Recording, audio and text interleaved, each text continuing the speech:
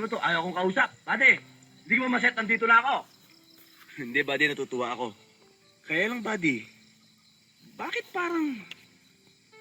Talaga bang okay ang pamilya ko?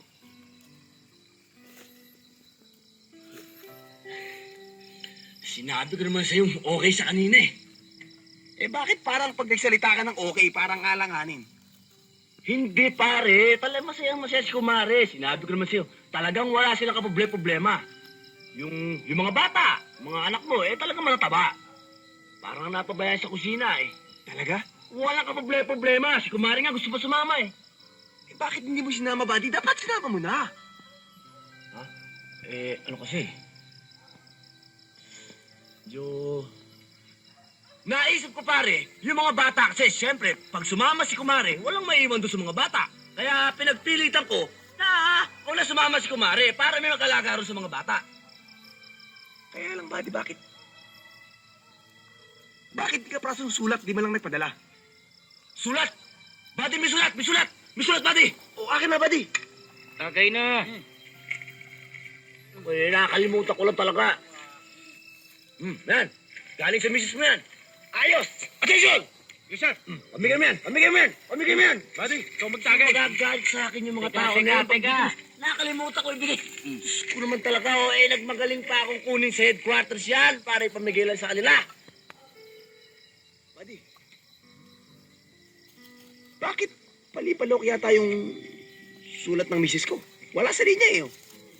Di buddy, palagay ko ano yan eh.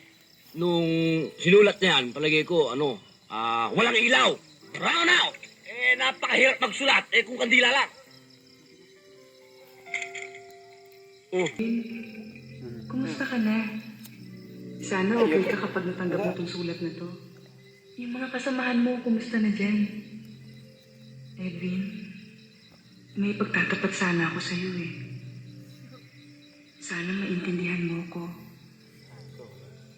Dahil sa tagal ng paghihintay, nahulog na ang kalooban ko sa isang matyagang nanliligaw sa akin. Nagpakasal na kami.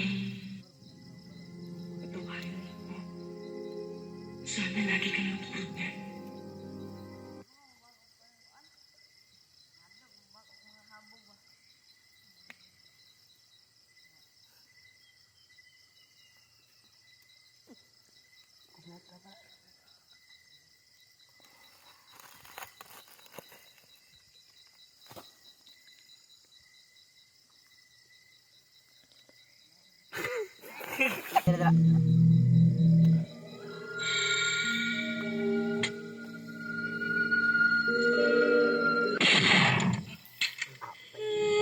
Buddy?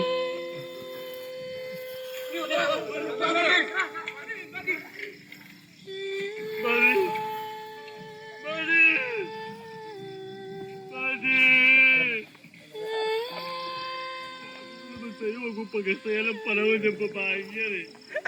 Kwenta yung babaeng yan eh. Kung hindi ka sana niloko, hindi ka sana namatay. Tabi, ano nangyari? Kari, ano nangyari? Nagbaril sir. Bakit? Dahil doon sa babae sir. Bakit? Bakit?